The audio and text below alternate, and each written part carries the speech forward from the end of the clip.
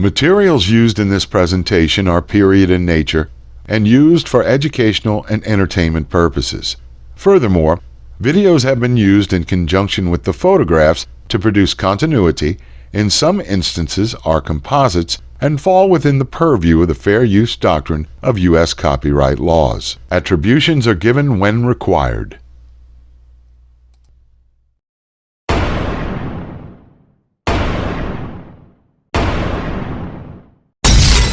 Welcome to the True Crime Man's Dark Imagination YouTube channel, your source for interesting and factual crime.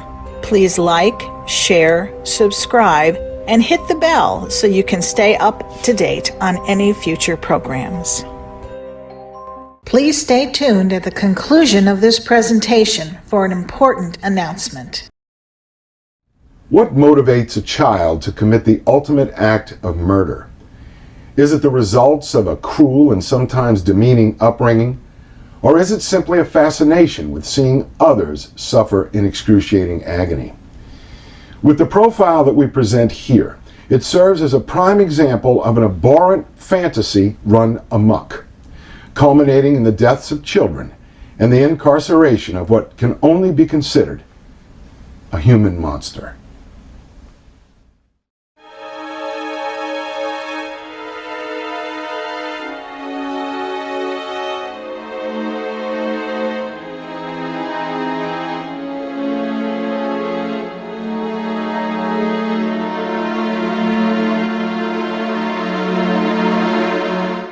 Born on November 19, 1859, Jesse Harding Pomeroy grew up in one of the worst slums in South Boston. Jesse's father was a known alcoholic who had a mean temper with drink. In one of these states of drunkenness, Charles used a horsewhip on young Jesse because the youth committed truancy. Often Charles Pomeroy would bring his children behind the outhouse for beatings so severe that they would bleed. More times than not, Charles stripped the children naked before beating them, causing, perhaps, Jesse to associate the beatings with sexual satisfaction along with pain and punishment. The Pomeroy household seemed to lack pets due to the fact that bizarre and violent things would happen to them. Ruth Pomeroy wanted to have a set of lovebirds in the house, but remembered the last birds that entered the Pomeroy household would wind up with their heads being twisted off. Furthermore, young Jesse was discovered torturing the neighbor's cat. Thereafter, Ruth Pomeroy would not allow animals in the house. Like many other killers over time, the torturing of animals became blasé to young Jesse. He soon began looking to try his torture skills with humans. Being a big child for his age, Jesse looked for victims that were less than his stature, figuring they would be easier to subdue. His first known victim was a young boy named William Payne. On Christmas Day 1871, two men working their way through the snow near a cabin on Powderhorn Hill, Chelsea in Boston, recounted, "When we approached the cabin, we heard a whimpering cry. The sounds then grew louder and clearer. When we opened the door, we saw a little boy, no older than perhaps 4 years old, hanging by his wrists from the center beam of the outhouse. He appeared very pale, as the weather was pretty harsh that winter. His lips were blue. His hands looked purple due to the blood trapped by the bindings. The skin on the rest of his body appeared shockingly white." When the two men cut the young boy down from his bindings, they noticed the massive welts on his back. Immediately they knew the brutality with which he suffered that day. Billy Payne could not identify his attacker, and the police marked the incident as isolated. In February of 1872, Tracy Hayden, age 7, was enticed by Pomeroy to accompany him to Powderhorn Hill to, quote, "see the soldiers," end quote. Once Pomeroy isolated the young boy, he beat him mercilessly, knocking out the child's front teeth and blackening his eyes, before stripping him of his clothes, torturing the helpless boy as he did young Billy Payne, and threatening to cut off his genitals. Again, Hayden could not identify his attacker. Now, all the police knew was that there was a deviant on their hands and they must act fast to capture whomever it may be. In the early spring of 1872, Pomeroy struck again when he promised 8-year-old Robert Mayer he would take him to see the Barnum Circus. Once Pomeroy reached his favorite torture spot, he leapt upon the young Mayer, subduing him, stripping off his clothing, and beating him with a stick. Mayer noticed that Pomeroy pleasured himself with the swing of the switch that tore into the flesh of the young boy's body. Furthermore, and even more strangely, Pomeroy had Mayer recite swear words the whole time he administered the beating. Allegedly, at about the time that Pomeroy achieved orgasm, he freed the young Mayer and threatened that he would kill the youth if he spoke a word of the incident to anyone. By this time, the parents in and around Boston became enraged at law enforcement that they were unable to locate this fiend abducting, beating, and humiliating young children. In a dragnet to bring in all, quote, brown-haired young boys, end quote, as described by the victims, the police failed to find the youth responsible for the terror. The newspapers of the day branded Pomeroy the, quote, inhuman scamp, end quote, and touted the young pervert as a bogeyman that scoured the back streets and wildernesses surrounding South Boston in search of victims. The police mistakenly issued a new description of the monster as having red hair with a red beard, when in actuality, Pomeroy had been described as a smooth-skinned young boy with the complexion matching more of a young female. In July of 1872, Pomeroy attacked again. This time his victim was a 7-year-old boy. Pomeroy kept with his signature and again stripped the boy naked, beat him, and then achieved some height of sexual pleasure from watching the young child writhe in pain. Pomeroy left the young boy with the usual threats and escaped into the nearby woods. The Boston Globe opined that, quote, it is a good thing for the inhuman scamp that his identity is unknown just now, end quote. After this editorial appeared, and quite by coincidence, Ruth Pomeroy decided to move the family from Chelsea to South Boston. Whether it be for economic reasons or not, Mrs. Pomeroy decided a change necessary for her and the children. Historians have estimated that she must have known that her son may have been involved with the recent rash of attacks, but she remained fatally loyal to her son and never once believed he could have been responsible for the attacks that paralyzed the parents with fear in the area. A young, sickly 7-year-old boy wandered along the South Boston shoreline, as young boys will do, trying to discover some buried treasure or some lost artifact that would make him rich and famous. George Pratt, during his search, ran into a boy, Pomeroy, slightly older than he, who offered him 25 cents if he would help the older boy with an errand. Little George accepted the offer and went off with Pomeroy, never suspecting that this generous youth meant him any harm. When George and the older boy arrived at a secluded place, Pomeroy subdued George, stripped him naked, tied him up, and began torturing him. However, the attack took on a more brutal facet as the attacker bit George's cheek, extracting a large portion of flesh as he did so. Then the attacker, over George's painful cries, clawed viciously at the young boy's skin with his own fingernails. Then, when he thought the young boy could take no more, Pomeroy brandished a sewing needle and stabbed deeply into George's flesh. Pomeroy hoped to obtain a little more pain within the youth when he attempted to stab the boy in the eye with the needle. George managed to roll over on his stomach and prevented any further injury. Thus, Pomeroy fled, leaving little George tied up in the small wooden structure. But before leaving, Pomeroy bit deeply into the young boy's flesh, tearing a piece of his buttocks away from the victim's body. Approximately a month after the George Pratt assault, Pomeroy wrangled another victim, and it became obvious that his intentions became more depraved. He lured a 6-year-old boy named Harry Austin to another secluded spot and, just like his previous victims, stripped the boy down. But this time, Pomeroy's points of torture became more concentrated. Instead of a needle, Pomeroy pulled out a knife and viciously stabbed young Harry in the armpits and between the shoulder blades.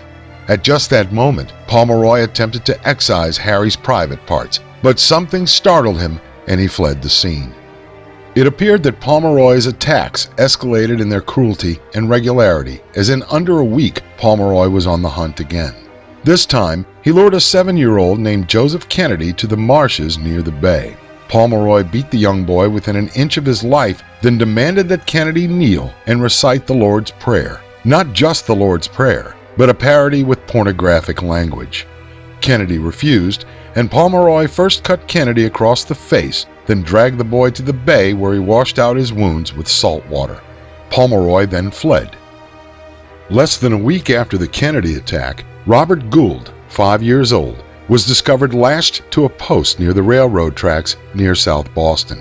Gould related the story of an older boy that lured him away from his home with promises of, quote, going to see the soldiers, end quote, After beating Gould severely, Pomeroy then slashed the boy's head with a knife.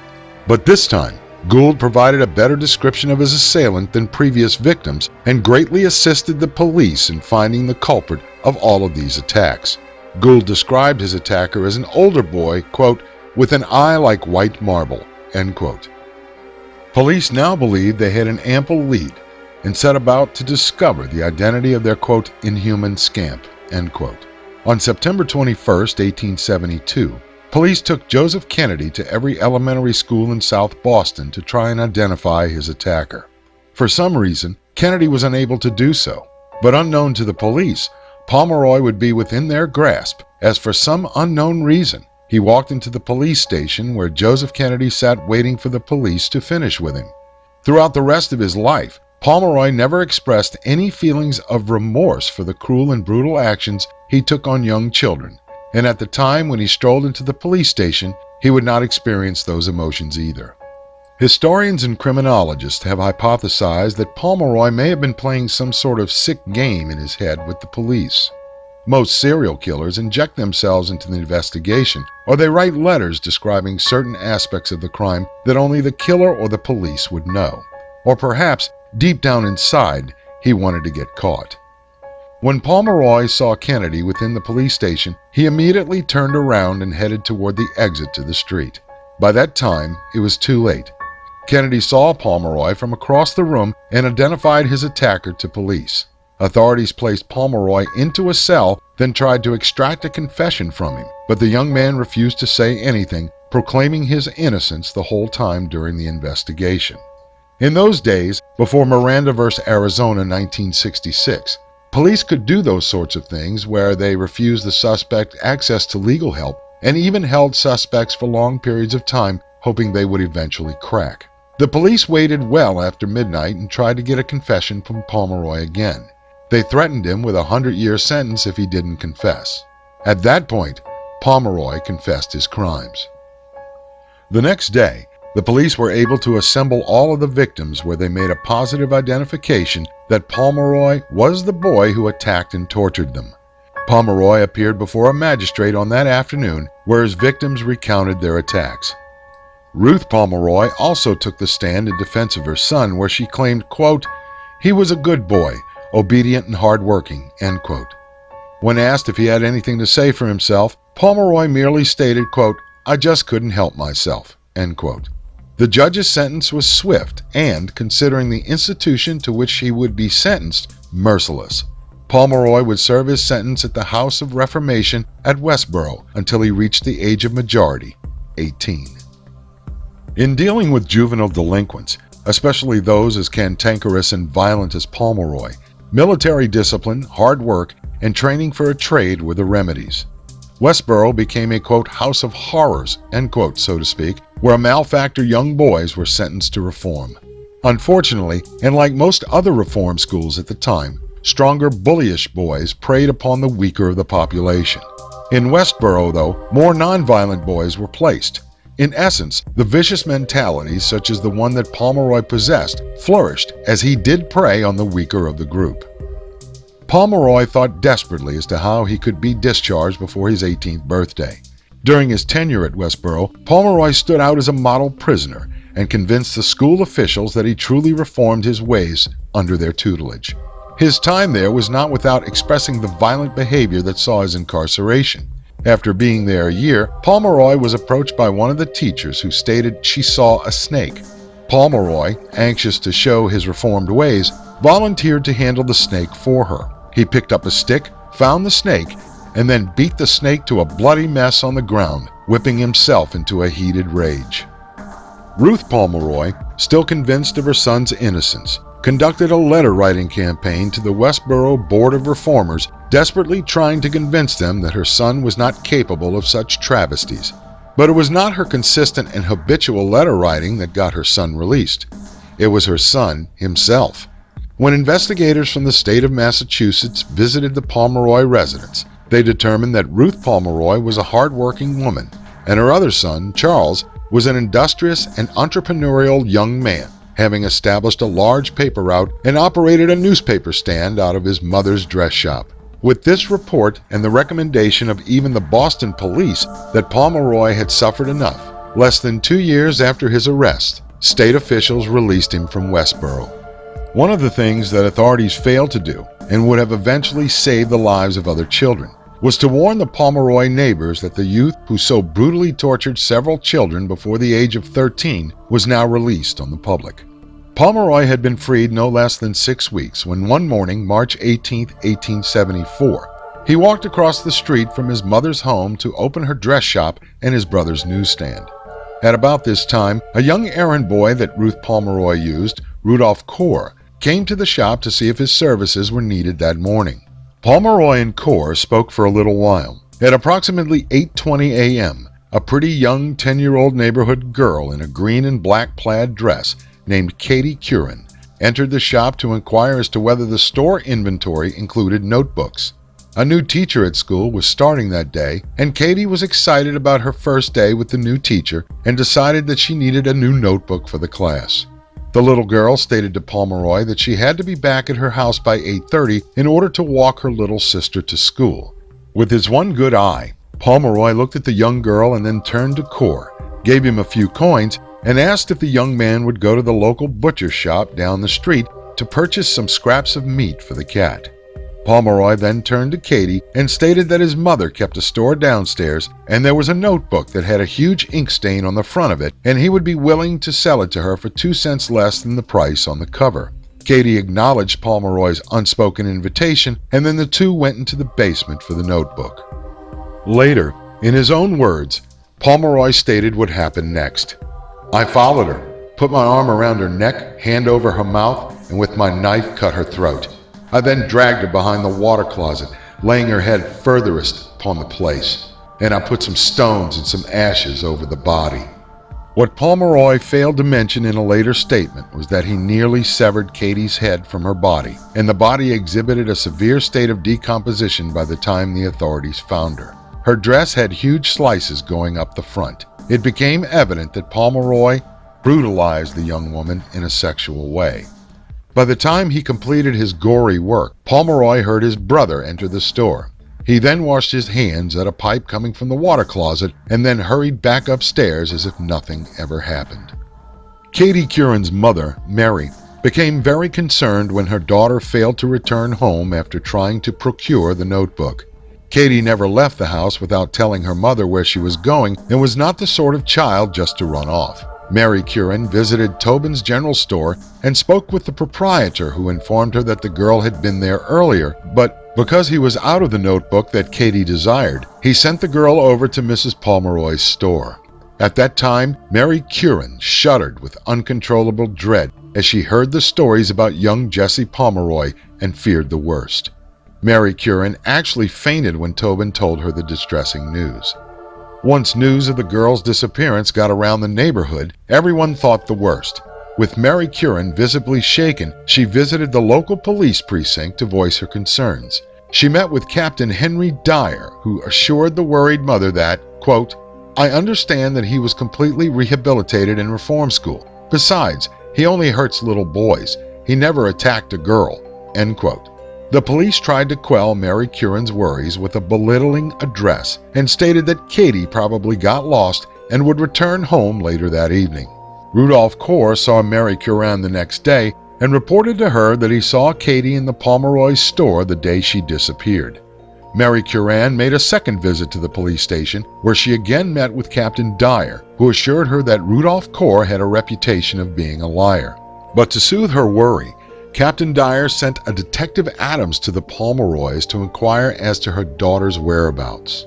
When Detective Adams visited the Pomeroy store, an angry Ruth Pomeroy met the detective at the door, saying she understood that her son was suspected, but allowed the detective to search the store anyway. After a brief, cursory look, Detective Adams left the store with his apologies toward Mrs. Pomeroy. For the next few weeks, police tried to follow every lead that came their way in the Curran case, even that her father forced the girl out of town to attend a convent. The father was Catholic and Mary Curran was Protestant. Anti-Catholic fervor ran high in Boston in those days, so no one would tremor if that were the resolution to the Curran case. Eventually, with the exception of Mary Curran, talk of the case died down. A few weeks later, not being able to control his urges, Pomeroy lured a 5-year-old boy by the name of Harry Field into a doorway off Vernon Street. About the time when Pomeroy was about to commit his crime, an old acquaintance from his old neighborhood happened by, and Pomeroy and he engaged in an argument. While the two argued, little Harry yanked his hand away from Pomeroy's and managed to escape. When he ran home, Harry burst open the door and literally jumped into his mother's arms, crying and unable to speak. Pomeroy's next victim would not be that lucky. In April of 1874, the Milind family moved onto Dorchester Street, just across the way from the Curran family. The Milind family's youngest child, Horace, was 4 years old, dark eyes, and, quote, shiny blonde locks, end quote. On one particular day, April 22, 1874, Horace dressed in a black and white jacket, a red and white checked shirt with velvet trim, a black velvet hat with a gold tassel, and black knickers. Horace was known to love sweet confectionaries, and on this day, his mother gave him some coins and sent him on his way to a local bakery. On the way there, he met an older boy who tempted him with sweets. The two boys then journeyed hand in hand together to a local sweet shop where Horace bought a small cake and shared it with the older boy. The older boy, of course Pomeroy, suggested that the two take a walk to the nearby harbor to see a new steamship docked there. The two left the shop hand in hand and walked to the nearest harbor. Witnesses reported seeing the two boys, with the older boy exhibiting an almost uncontrollable excitement as the two traveled together. But they never reported it, seeing that the older boy looked very responsible and didn't worry that any harm would come to young Horace. Although those that witnessed the two together thought it strange that a boy dressed so formally would be in that part of town, they did not think twice, as it appeared the two boys were brothers. When Pomeroy and Horace crossed a ditch close to the harbor, they ran into a boy a little older than Pomeroy, Robert Benson, who was digging for clams. Gunshots could be heard in the distance, and Pomeroy asked the clam-digging teenager why they heard gunshots. Benson replied that people were duck hunting in the marshy part of the area. Pomeroy and Horace then walked away from the harbor to a more secluded area. When they arrived at a ditch in the wilderness, away from any prying eyes, Pomeroy wanted to rest. So Horace sat down, and in a swift movement that caught the young boy off guard, Pomeroy took out his knife, the same one he used on Katie Curran, and in a swift, brutal stroke, sliced open Horace's throat. Horace surprised Pomeroy due to the fact that after such a deep and blood-gushing wound, he was still alive. Pomeroy then made a frenzied attack, stabbing the young boy over and over again. Horace fought back, but eventually Pomeroy sliced through the boy's windpipe, extinguishing his life. When the attack concluded, Pomeroy stabbed Horace Milind over 15 times. A later examination of Horace's body revealed that his eye had been punctured through the eyelid and his pubic area suffered extreme mutilations. From all indications, Horace Milind, the innocent young boy whose family had just moved to a new home, died an excruciating death at the hands of Jesse Pomeroy. Authorities later determined that Horace Milind died at approximately 12 noon. At approximately 4 p.m., Milind's body would be found by two brothers playing on the beach nearby, who later retrieved the men hunting ducks, who, in turn, watched over the corpse until the police could be summoned. John Milind, Horace's father, went to the local police station at approximately 5:30 p.m. and reported that his son never returned home from a trip to a local sweet shop. The police made note of what the boy was wearing at the time of his disappearance and then stated they would be on the lookout for young Horace. The police would later discover that the boy's mutilated remains had already been discovered and brought to the coroner for an examination. After a coroner's jury assembled and made the determination as to the cause of death, several newspaper reporters who gathered for the proceeding wrote their stories and disseminated the information, whereupon police sent out bulletins to neighboring departments. Finally, an officer arrived at the Milind home to deliver the news regarding the death of their son. When contemplating what type of individual could do this to a young child, the answer became clear to those who knew the signature of the killer and the past tortures of young males and females. Jesse Pomeroy was the answer. But at that time, newspapermen and authorities believed the deviant tormentor of young children was still locked away in Westboro Reform School, unaware that Satan's spawn had already been released almost a year before. Police dispatched officers to the Pomeroy home where they found Jesse Pomeroy, and against his mother's protests and Pomeroy's affirmations that he had done nothing wrong, authorities took the young man into custody. Pomeroy sustained a barrage of questions from the police, but one thing stood out to the inquisitive lawman. Pomeroy could not account for his time between 11 a.m. and 3 p.m. on the day that Horace Milind disappeared. Additionally, when the police first arrested the youth, he had, in his possession, quote, a knife spotted with blood. A spot marked the breast of his undershirt, and his boots were covered with mud of that particular hue and consistency that belongs alone to the soil of the marshlands, end quote. Jesse Pomeroy maintained his innocence until approximately noon on the following day, April 23, 1874. Pomeroy confessed wholeheartedly to the murder of Horace Milind. After the frustration that authorities exhibited as a result of Pomeroy's steadfast denials and defying the police to prove his culpability in the Milind murder, one of the detectives, stifled by Pomeroy's protestations of innocence, brought the boy to the undertaker in charge of the arrangements for the burial of little Horace. When the detective pulled back the sheet covering the little boy's face, the detective forced Pomeroy to look at the mangled body of this once attractive youth and then asked Pomeroy if he knew the little boy. Pomeroy responded that he knew him. When asked if he killed him, Pomeroy responded, quote, I suppose I did, end quote. This was the first and only time that Pomeroy would show remorse for his diabolical actions. At this time, authorities and the public began to ask, where is Katie Curran? On the 27th of April, 1874, arraignment for Pomeroy was held in the Highlands Municipal Court, where Pomeroy stood charged with the murder of Horace Milind. The coroner requested that the young man not answer to any of the charges until a more thorough investigation could be made of the Milind murder and any other substantial leads that the authorities may investigate. Furthermore, the boy did not have the advantage of present counsel. The judge agreed with the coroner and determined that any further proceedings should be postponed. By the end of the month, authorities held no doubt that Jesse Pomeroy, in fact, murdered Horace Milind. In July of 1874, while Pomeroy waited in jail to determine the course that authorities would take, his mother decided that the family should move from their present location. Ruth Pomeroy became weary of the constant stares and underbreath murmurs around South Boston.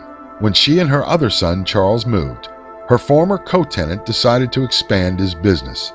This meant that the basement of the Pomeroy's former shop would have to be expanded.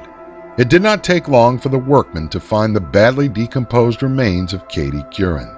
Authorities arrested Ruth and Charles Pomeroy, partly due to some leverage in order to get Pomeroy to confess to the murder of Katie Curran, and partly for protective custody, fearing that a mob would attempt to lynch the two and blame the mother for her son's atrocious behavior. A subsequent examination of Katie Curran's corpse revealed that she suffered similar wounds to that of Horace Milind, and police exhibited no doubt that Jesse Pomeroy murdered the young girl. Authorities gave Jesse Pomeroy 2 days with which to think over whether he would confess or not. The arrest of Ruth and Charles did not seem to have any effect on him, but soon he realized that they would pay for his crimes if he did not confess. Therefore, he confessed to the murder of Katie Curran with accuracy. So accurate, in fact, that seasoned homicide detectives cringed when Pomeroy discussed the means by which he murdered the young girl. When asked why he killed the girl, Pomeroy simply answered, quote, I just wanted to see how she would act, end quote. At this point, Pomeroy appeared to be culpable in 2 murders. Pomeroy's only option at this point was to prove that he was insane, not a medical term but a legal one. Thus, the confessed murderer fell under the standard of the McNaughton rules. In England in the 1830s, Daniel McNaughton murdered the secretary of the Prime Minister of the United Kingdom, Robert Peel. When McNaughton stood trial, the jury was disturbed that he was mentally unstable and did not have it in their consciences to hang a sick man. So instead of hanging, they sentenced the troubled young man to a mental institution. The McNaughton rules established that a jury or judge must determine whether the accused understood the charges against him. Was he able to assist in his own defense, or did he or she understand the difference between right and wrong at the time of the commission of the crime? Because of the seriousness of the crimes and the obvious depravity Pomeroy used while torturing and then killing his victims, the public clamored for justice and demanded that the accused child killer be executed. However, in order to save his life, his attorneys believed that they could bargain for a lesser sentence if they could prove that their client was insane. 3 alienists were called to examine the young man, and in the first few sessions with the mental health professionals, he freely admitted to torturing young children and then killing them. After Pomeroy received a note from his mother, he stopped talking as freely with the doctors. Approximately 2 months before his trial, Pomeroy denied any wrongdoing and recanted his confessions in front of Dr. John Tyler, one of the 3 alienists. In essence, Dr. Tyler concluded that Pomeroy showed no remorse for his actions, and Jesse could discriminate between right and wrong. The boy was, and forever would be, a threat to society. He needed to be carefully restrained of his liberty that others may not be endangered. Therefore, Dr. Tyler surmised, Jesse Pomeroy was insane. Charles Robinson, Pomeroy's attorney, hoped to keep Pomeroy out of prison. Pomeroy, on the other hand, hoped to do a short jail stint and then be allowed to join the Navy, where they would show him discipline. Pomeroy's trial began on December 8, 1874, and made headlines all over the nation. However, unlike some trials in the present day, this trial did not take very long. The jury was seated in less than an hour, and the prosecution's opening arguments took half that long. The prosecutor for the state, John May, brought witness after witness to the stand who placed Pomeroy with the 2 victims. When the state rested, Robinson opened his arguments with the tragic life of his client, perhaps in an effort to get the jury to show Pomeroy some mercy.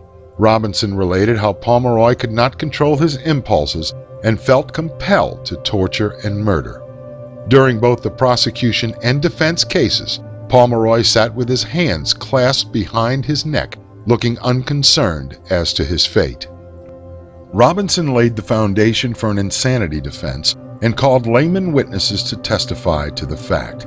The 2 defense alienists who examined Pomeroy testified that the defendant, in fact, was insane. The prosecution's alienist, Dr. George T. Choate, testified that although Pomeroy was cunning and cruel, he could find no sign of insanity.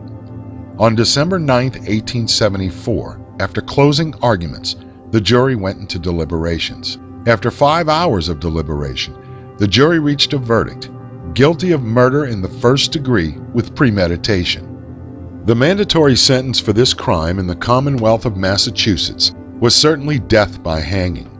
But because of the defendant's age, the jury asked that clemency be given to the young man. Only the governor of the state could grant that type of clemency.